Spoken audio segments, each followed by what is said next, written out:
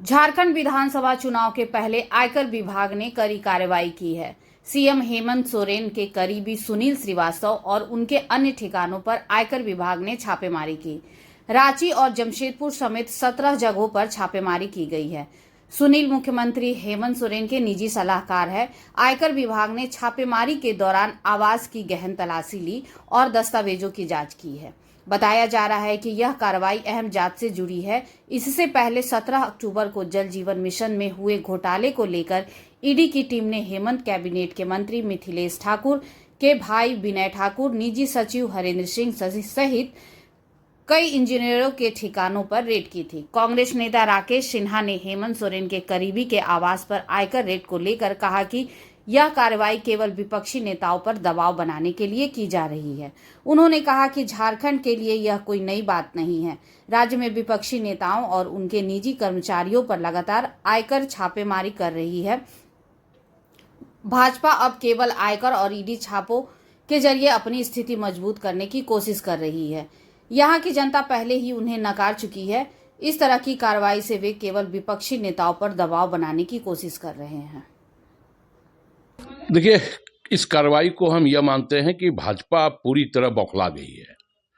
विधानसभा का चुनाव में हार भारतीय जनता पार्टी को सामने दिख रहा है, तो ये कभी विपक्ष के नेताओं के ऊपर, कभी विपक्ष के नेताओं के जो पीएस हैं उनके ऊपर, जो उनके समर्थक हैं उनके ऊपर आईटी और ईडी का रेड करवा करके एक भय का माहौल भारतीय जनता पार्टी उत्पन्न करना चाहती है और उन्हें यह लगता है कि इस भय से हम डर जाएंगे और जो चुनाव में भारतीय जनता पार्टी पिछड़ रही है वो आईटी और ईडी का सहारा लेकर के वो चुनाव में आगे बढ़ना चाहती है।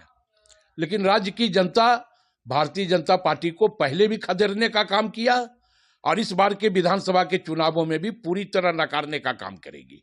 हम आईटी से, ईडी से डरने वाले लोग नहीं हैं, क्योंकि हम में सात्विकता है और जिस व्यक्ति में सात्विकता होती है, जिन लोगों में सात्विकता होती है, वो ऐसे लोगों से डरा नहीं करते हैं। तो स्वाभाविक तौर पे ये डर का लाख माहौल खड़ा करें, हम उन डर के माहौल को चीर करके आगे बढ़ेंगे और ऐसे लोगों का पर्दाफाश करने का काम करेंगे। बीजेपी का कहना है, आपको आरोप लगाना है, उनका कहना है कि कहीं ना कहीं कुछ सूत्र या फिर कहीं ना कहीं ऐसे बिल्कुल सूत्र भानु प्रताप शाही के भी हैं, सूत्र कमलेश सिंह के भी हैं, सूत्र मधु कोड़ा के भी हैं, सूत्र तो कई हैं इस राज्य में जो प्रधानमंत्री के साथ मंच साझा कर रहे हैं, भारतीय जनता पार्टी में सम्मिलित हो रहे हैं। सूत्र उनका खत्म हो जाता है। सूत्र तो अजीत पवार का भी है, प्रधानमंत्री ने स्वयं कहा था। तो जिसे प्रधानमंत्री स्वयं भ्रष्टाचारी का संज्ञा देते हैं, वो जब भारतीय जनता पार्टी में सम्मिलित हो जाता है तो सूत्र कहां चला जाता है? उन सूत्रों को भी प्रधानमंत्री या भारतीय जनता पार्टी खोजे। सूत्र क्या सिर्फ विपक्ष के लोगों के ऊपर ही उनका सूत्र चलता है? तो स्वाभाविक तौर पे ये झारखंड की जनता इस बात को